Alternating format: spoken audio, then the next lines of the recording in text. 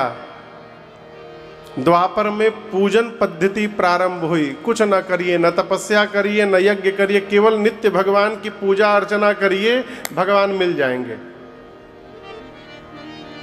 लेकिन कलयुग का जीव बड़ा अद्भुत है साहब। यहां लोग एकादशी का व्रत करते हैं तो 12 बजे रात के बाद समोसा खा लेते हैं।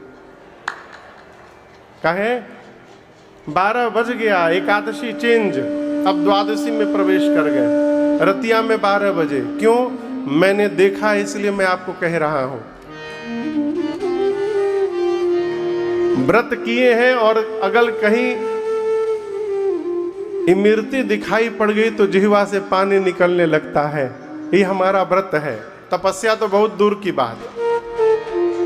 यज्ञ, फुल पैंट पहन के यज्ञ में आहुति दे रहे हैं, स्वाहा स्वाहा कर रहे हैं, ऐसे यज्ञ होगा? अब पूजन तो भगवान मालिक है। भगवान की आरती उतारते समय यदि फोन की घंटी बज गई तो जीव भगवान को ही होल्ड पे रख देता है, फोन उठा के बात करने लगता है। अब सोचिए,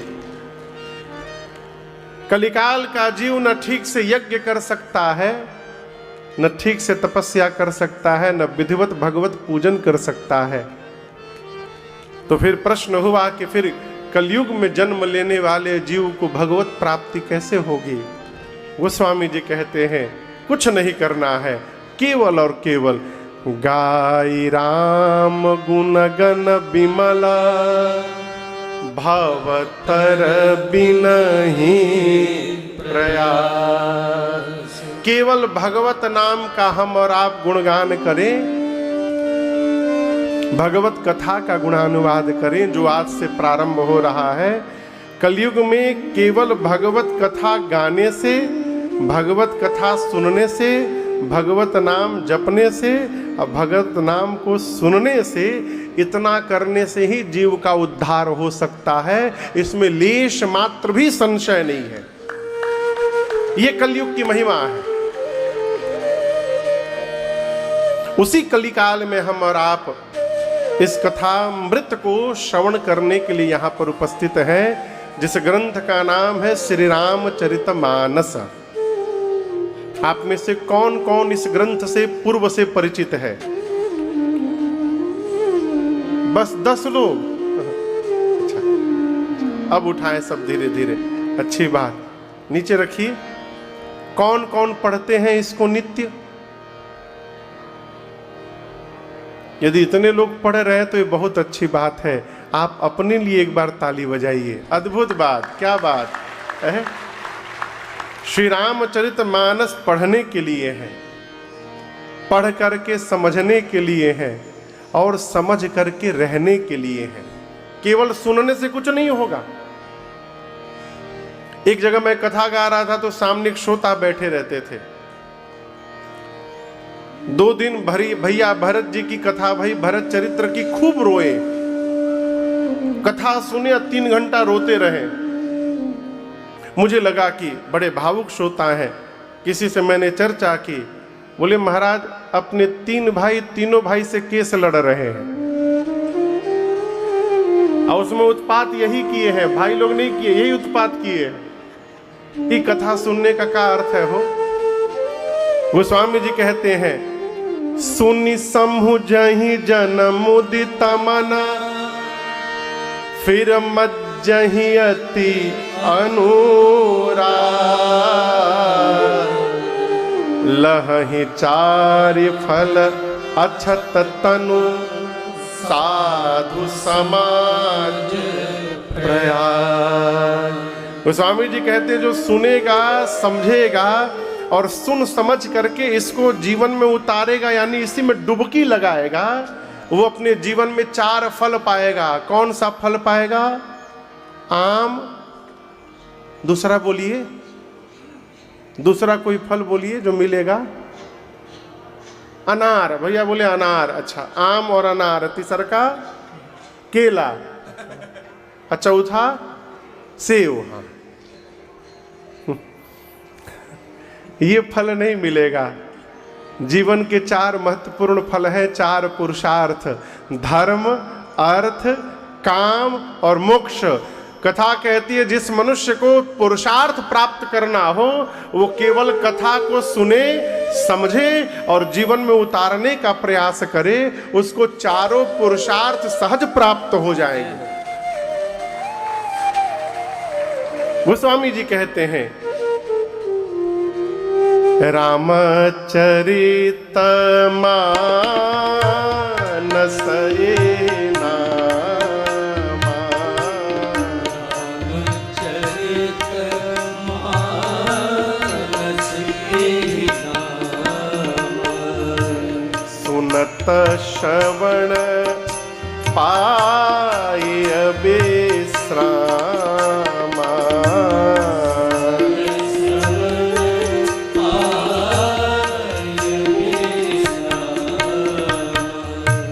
रचि महेश निज मानस राखा, रचि महेश निज मानस राखा, पाई सुसमया शिवासन भाखा,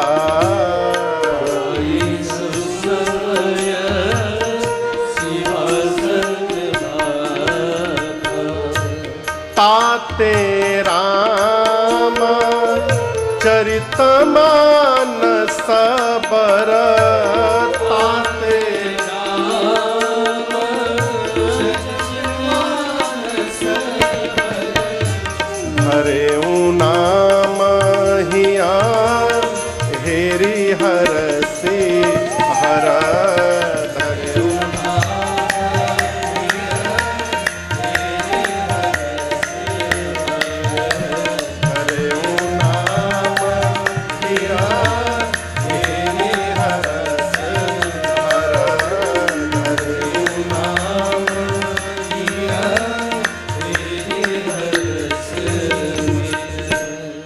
गोस्वामी तुलसीदास जी कहते इस ग्रंथ का नाम है रामचरितमानस।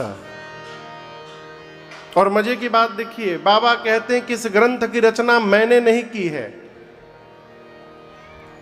इस ग्रंथ की रचना गोस्वामी तुलसीदास जी कहते हैं मैंने नहीं की है। किसने की है? किसने की है?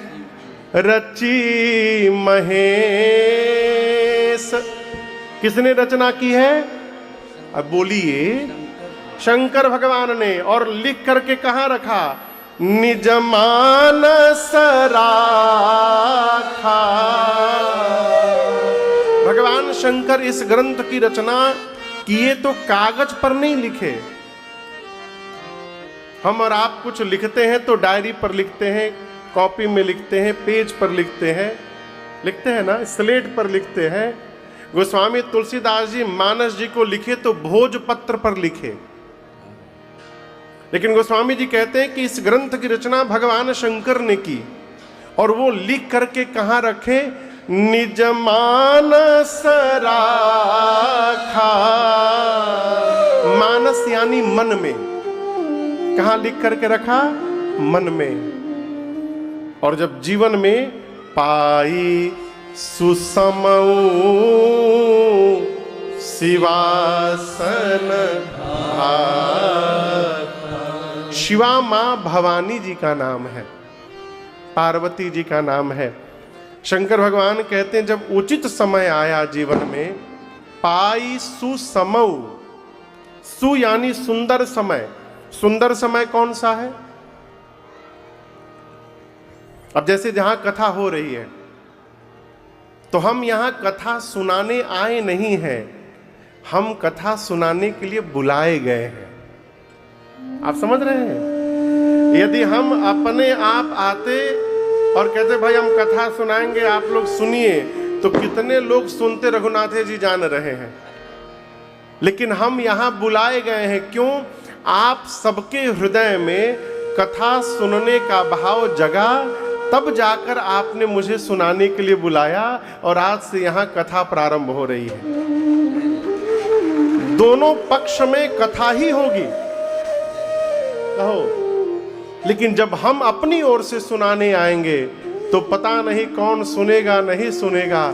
लेकिन जब आप सुनने के लिए बुलाएंगे तो आप सब बैठ करके कथा श्रवण करेंगे। क्यों? जब तक सामने वाले के भीतर कथा सुनने का भाव न जगे तब तक कथा सुनाने का कोई अर्थ नहीं है। आप समझ रहे हैं मेरी बात को? और जीवन का सुंदर समय क्या है? जब कथा के प्रति प्रीति जागृत हो जाए, वो सुंदर समय है। पार्वती जी से भगवान शिव का विवाह हुआ, लेकिन विवाह के बाद तुरंत नहीं सुना दिए। विपुल काल बीत गए, 1-2 साल नहीं, यही विधु विपुल काल चली गयो अनेक काल बीत गए। तब जाकर कार्तिकेय भगवान का जन्म हुआ। कार्तिकेय भगवान जन्म के बाद बड़े हुए, देवताओं के सेनापति बने। सेनापति बनने के बाद ताड़कासुर का उन्होंने अंत किया। कितना समय बीता होगा? ये सारी घटनाएं बीतने के बाद एक दिन भगवान शंकर बरगद के वृक्ष के नीचे बैठे, पार्वती मैया दौड़ कर गईं। और जब उस दिन मां पार्वती ने कथा के लिए जिज्ञासा उत्पन्न की, तब भगवान शंकर ने मां को कथा श्रवण कराई, इसके पहले नहीं सुनाई। ये क्या कथा कहती है? कथा उसी के सन्मुख प्रकट करनी चाहिए जो कथा के महत्व को ठीक से जाने। है सुसमय। गोस्वामी जी कहते हैं भगवान शिव ने इस कथा की रचना की और अपने मानस में रखी। मानस यानी मन में।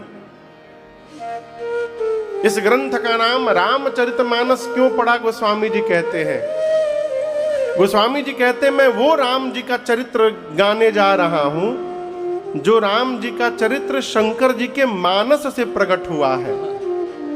मानस से ये चरित्र प्रकट हुआ, इसलिए गोस्वामी जी ने इस ग्रंथ का नाम रखा रामचरित मानस। और इसका एक दूसरा कारण मैं आपको निवेदन करूं। एक महापुरुष से मैंने सुनी थी ये बात। ये दिखाई दे रहा है आपको? क्या लिखा है? जोर से पढ़िए बाबू, ये पर फोकस करो तो इस पर। हाँ, हाँ, हाँ, हाँ। अरे ऐसे नहीं, ऐसे दिखाना है, ऐसे ऐसे दिखाना है। हाँ, हाँ।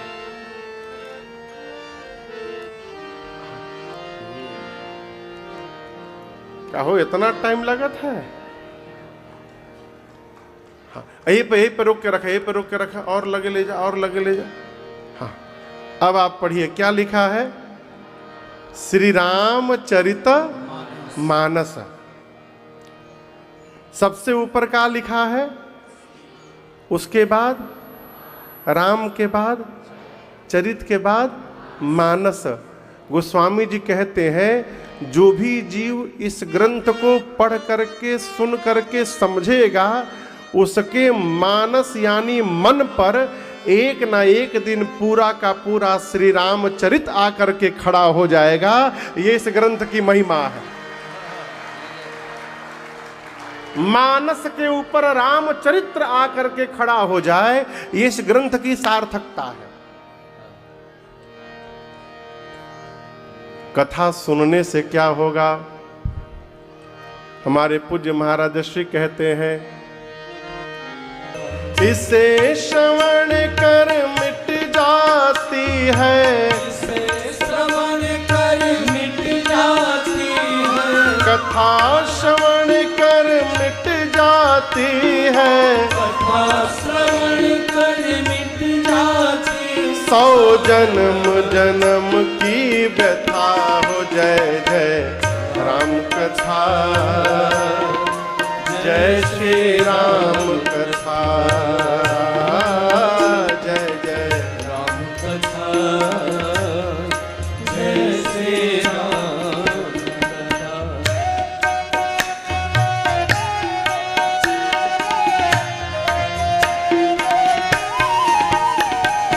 पूज्यपाद गोस्वामी तुलसीदास जी महिमा गाए। बाबा बोले, राम कथा कलि कामद गाए, सुजन सजीवनी मूरि सुहाए। राम कथा कलि कामद गाए, सुजन सजीवनी मोरि सुहाए। बुध विश्राम सकल जन रंजनी, राम कथा कल कलुष विभंजनी। बुध जय श्री राम कथा, जय जय राम कथा, जय श्री राम।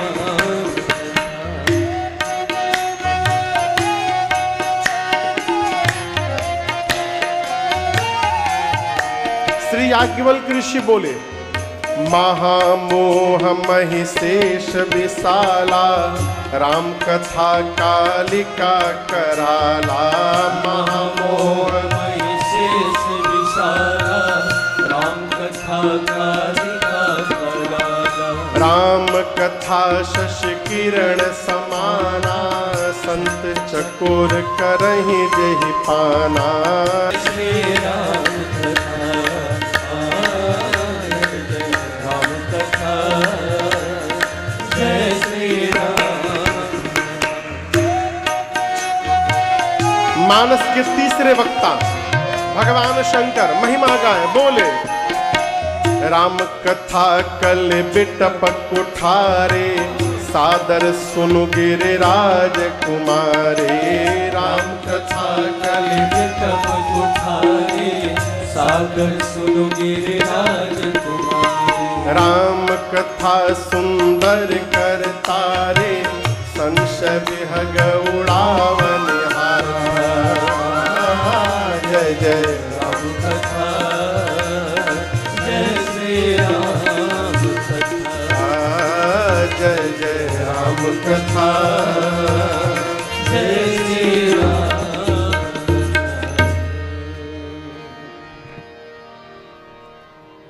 ये कथा की महिमा है। क्या? कथा जीवन की व्यथा को समाप्त कर देती है। कथा को यदि आप उल्टा करिएगा तो बनेगा थाक। कथा का उल्टा क्या होगा? थाक। थाक यानी थकान। ये कथा मनुष्य के जीवन के थकान को समाप्त कर देती है। ये इसकी महिमा है। यहाँ तो केवल मैं आपको कथा सुना रहा हूँ, परंतु आपको सुनकर आश्चर्य लगेगा, श्री रामचरितमानस में 4 स्थान पर कथा चल रही है। कितने स्थान पर? सब जगह एक कथावाचक है, सामने श्रोता बैठे हैं। मैं एक एक स्थान लेकर के आपको श्रवण करा रहा हूं। मानस के सबसे पहले वक्ता हैं पूज्यपाद गोस्वामी तुलसीदास जी महाराज। ये कथा तो क्या नाम है गौवा के हो? पूछी करगुआ। बहुत टेढ़ नाम है। ये कथा तो पूछी करगुआ की इस पांडाल में चल रही है, लेकिन गोस्वामी तुलसीदास जी महाराज जिस घाट पर बैठकर इस कथा को गा रहे हैं, उस घाट का नाम है अस्सी घाट। क्या नाम है? काशी जी में 80 घाट है। आप में से जो गए होंगे वो जानते होंगे। वक्ता हैं गोस्वामी तुलसीदास जी और श्रोता के रूप में सामने गंगा मैया प्रवाहित हो रही है, अथवा ये मान लीजिए कि संतों का समाज श्रोता बन करके बैठा है।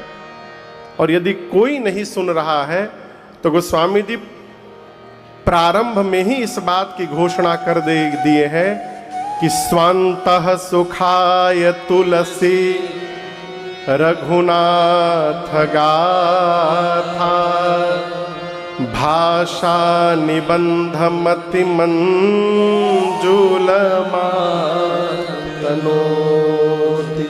गोस्वामी जी कहते हैं, मैं अपने अंतःकरण को सुख देने के लिए कथा गा रहा हूं। यानी श्रोता गोस्वामी जी का अपना मन है। ये पहले कथावाचक हैं। मानस के स्थान कहाँ है? काशी जी का 80 घाट। और आपको बताऊं, इस घाट का नामकरण हुआ और इस घाट का नाम पड़ा शरणागति घाट। क्या नाम पड़ा? शरणागति घाट। अब जैसे तूफान आता है ना, तूफान चक्रवात बंगाल की खाड़ी में चाहे अरब की खाड़ी में, तो आप पहले न्यूज पर सुनते हैं कि 5 दिन बाद अल्फा तूफान आने वाला है। जुग जुग तूफान आने वाला है। हम आज तक ये नहीं समझ पाए कि इन तूफानों का नामकरण कैसे होता है।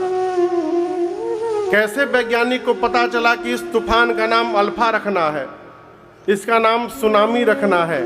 कोई प्रक्रिया होगी उनकी, हमारे आपके समझ के बाहर की बात है। उसी प्रकार गोस्वामी जी जिस घाट पर बैठकर कथा गा रहे हैं, इस घाट का नाम हुआ शरणागति घाट। लेकिन ये कैसे पड़ा, ये मैं आपको सुनाऊंगा। आप लोगों से एक प्रश्न करूं, आप लोग आज के पहले कभी राम कथा पंडाल में सुने हैं किसी से? बोलिए, अब बोलिए हाँ चाहे ना। हाँ तो जोर से बोलिए, हम ही 4 घंटा बोलेंगे, आप भी बीच में थोड़ा बोला करिए। हाँ। आप लोग कभी कथा सुने हैं इसके पहले?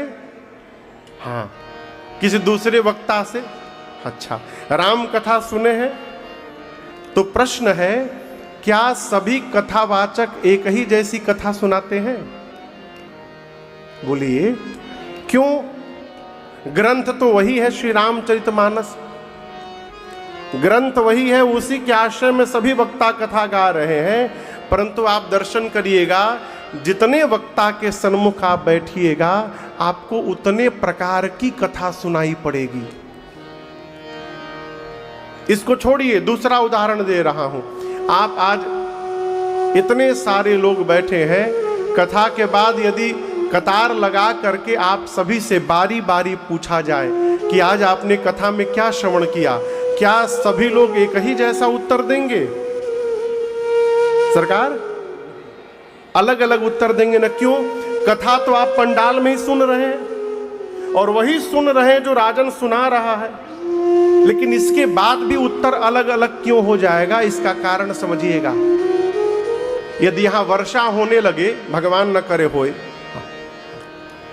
ऐसी ठंड का समय है, मान लीजिए वर्षा होने लगे, बाहर आप सब लोग हम लोग खड़े हैं, तो याद रखिएगा, जिसके पास जैसा बर्तन होगा उसके पास उतना ही वर्षा का पानी जमा होगा।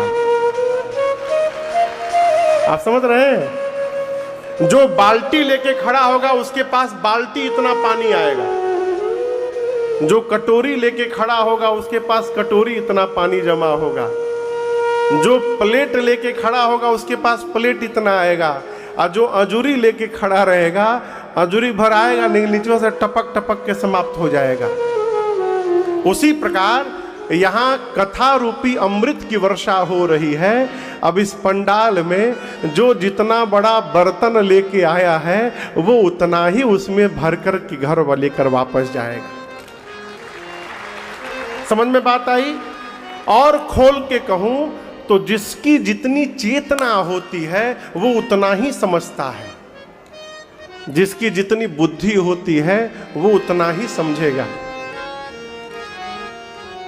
इसीलिए सभी वक्ताओं के पास कथा अलग अलग होने लगती है। जो ज्ञानी कथावाचक हैं उनसे यदि कथा सुनिएगा तो वो केवल ज्ञान की बात बताएंगे। जो बैरागी महात्मा है, विरक्त महापुरुष हैं, उनके सामने बैठकर 9 दिन कथा सुन लीजिएगा तो फिर आपको लगेगा घर परिवार सब बेकार है, सब कुछ छोड़ छाड़ के महात्मा बन चला जाए, वैराग्य उत्पन्न होने लगेगा। जो भाव से परिपूर्ण वक्ता हैं उनसे कथा सुनिएगा तो भगवान में भाव जागृत होने लगेगा। प्रेमी कथावाचक से कथा सुनिएगा तो भगवत चरणों में प्रीत जागृत होगा। उसी प्रकार गोस्वामी तुलसीदास जी शरणागति भाव में रहने वाले वक्ता हैं। वो केवल शरण में रहने की बात जानते हैं। और हम आपसे कहें एक बात, 100 बीमारी की एक दवाई का नाम है शरणागति। सरकार, शरणागति हो जाना भगवान के सामने, आपके जीवन की सभी समस्याएं समाप्त।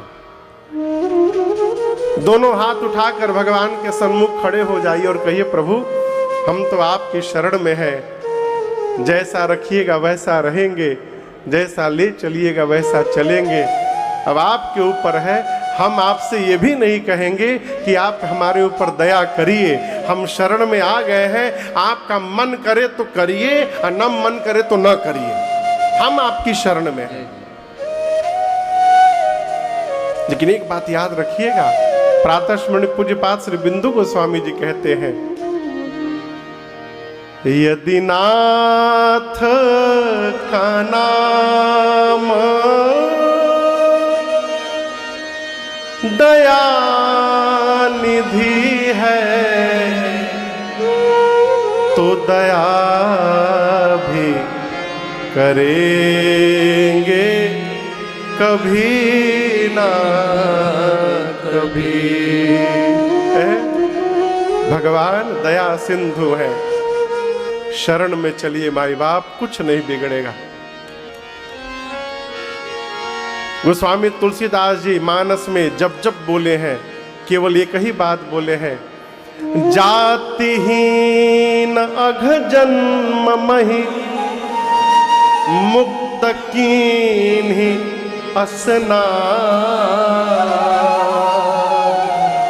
महामंद मन सुख चहसे, ऐसे ही प्रभु ही विसार। गोस्वामी जी आप ध्यान से पढ़िएगा मानस जी को। लोग मानस की कोई चौपाई गाकर बोलते हैं गोस्वामी जी ने बोला, ये भ्रम है आपका। गोस्वामी जी नहीं बोले, गोस्वामी जी बहुत कम बोले हैं, और जब जब बोले हैं तो एक ही बतिया बोले हैं कि भगवान की शरण में चलो। ये चौपाई सुनाया मैंने आपको, एक और चौपाई सुना रहा हूं। अहिल्या उद्धार के बाद वाली दोहा क्या है? अस प्रभु दीन बंधु हरि, कारण रहित दया, तुलसीदास सठ तेहि भजो, छाड़ी कपट जंजाल। गोस्वामी जी कहते हैं ऐसा भगवान कहाँ मिलेगा। कपट जंजाल का त्याग करके भगवान का भजन करिए, भगवान की शरणागति रहिए। इसलिए गोस्वामी तुलसीदास जी जिस घाट पर बैठे हैं, इस घाट का नाम है शरणागति घाट। क्या नाम है? गोस्वामी जी महिमा क्या गाए? राम जी की कथा कामधेनु है। कामधेनु का नाम सुना है आप लोगों ने पहले कभी? धेनु मने गाय। ये राम कथा कामधेनु है, अर्थात ये राम कथा मनुष्य के जीवन के समस्त कामनाओं को पूर्ण करने की शक्ति रखती है। आप जो भी कामना लेकर मानस जी का पाठ प्रारंभ करेंगे, ये मानस जी का पाठ ही आपकी मनोकामना पूरी कर देगी। करके तो देखिए, ये कामधेनु है। सज्जनों के लिए संजीवनी बूटी है, सुजन सजीवनी मूढ़ि सुहाई।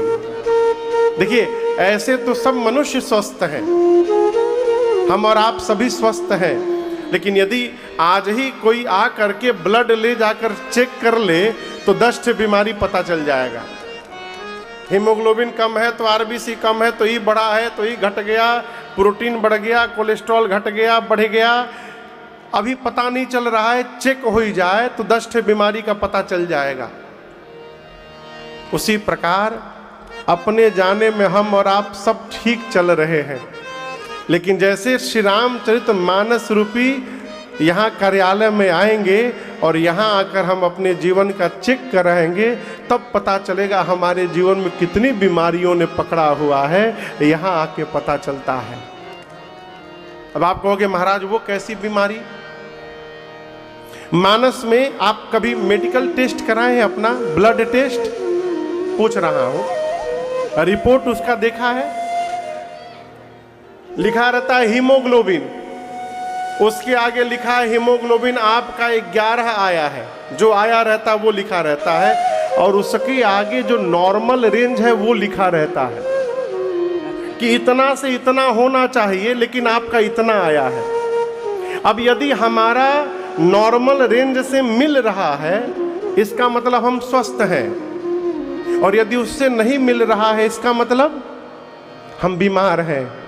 उसी प्रकार मनुष्य के जीवन के जितने संबंध हैं उन सभी संबंधों का नॉर्मल रेंज इस श्री रामचरितमानस में लिखा हुआ है।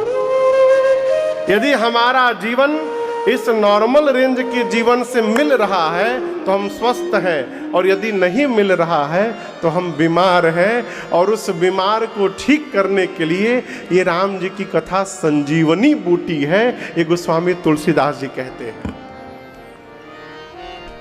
सुजन सजीवनी मूरी सुहाई। ऐ राम जी की कथा सज्जनों के लिए संजीवनी बूटी है। राम कथा कली कामद, ये मानस के पहले वक्ता हैं। अब गोस्वामी जी कहते मैं आप लोगों को वो कथा सुनाने जा रहा हूं जो तीर्थराज प्रयाग में याज्ञ